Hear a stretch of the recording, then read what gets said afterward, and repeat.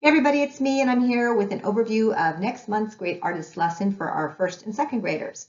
We will be continuing our Elements of Design series, and this month the kids will be learning about shape. I'm going to go a little bit into the lesson and then talk about the project itself.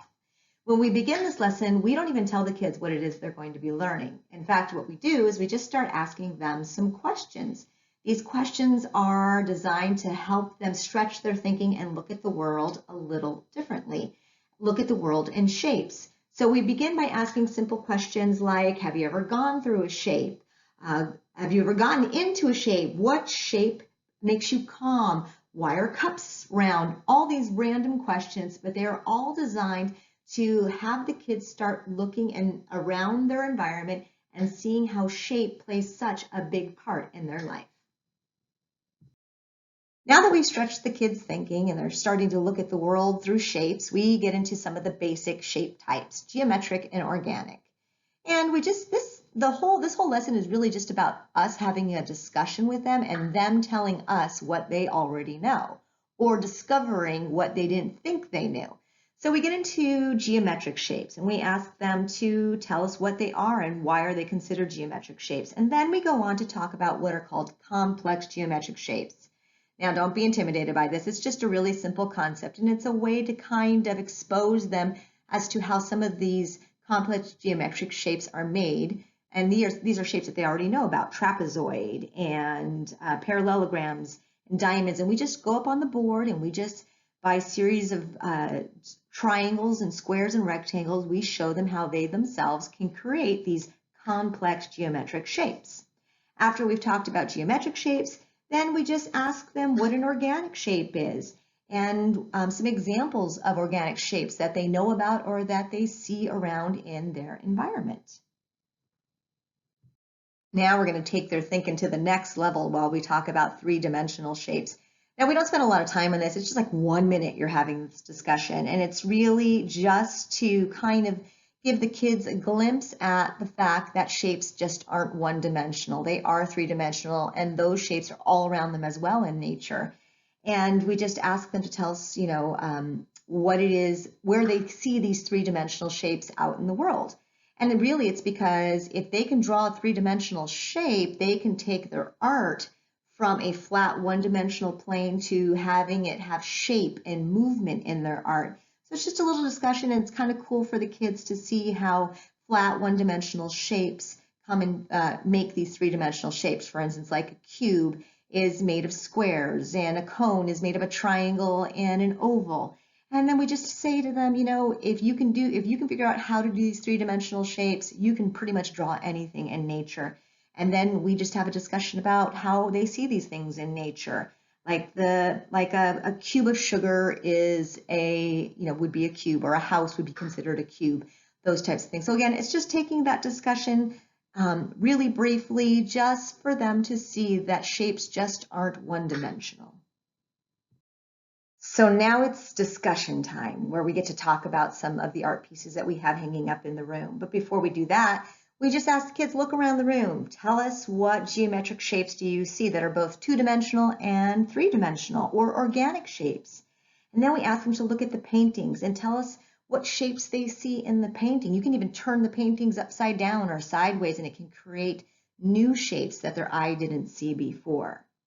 So once we've had this discussion and we've kind of allowed them to see how shapes play a big part in what artists do in their paintings, then we transition them to the project. And we say to them that in order for them to really understand how shape works, is that they have to play with it. And that's what they're going to do with their project. They are going to create pictures with geometric shapes, and they're going to play around with them to see what kind of pictures they can create purely with a geometric or organic shape. All right, it's project time. And this is where they get to play with shapes. And the first thing that we do is we hand them a piece of black construction paper, make sure that they put their name on the back. And then this can be a little intimidating for some kids, because we are just going to say, hey, cut out some shapes and try to create a scene, try to create a picture of sorts. Now, some kids will run and be able to do this like nothing. And some kids, they're going to struggle a little bit. They just need a little inspiration. And some kids will look at the examples that we have here and they'll leap off of that. There is no wrong way that they're going to play with shape.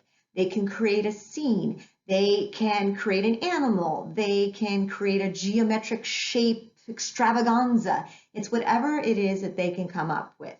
And you'll be amazed as to some of the things that the kids do come up with. They're very, very creative. I'll show you a couple. Hopefully you can see down here in this little thing. This is one. This is one. Actually, this is an adult one. Did this? Here's an adult one. Okay, very cool. All geometric shapes in here. But these are a couple that kids have done in the past. So there is this one. Someone came up with a very cute little turkey. This was done by a child. And then, oh, this is the other one. This cute little parrot that was cut out and done by a child. So they're going to amaze you with some of the things that they can do.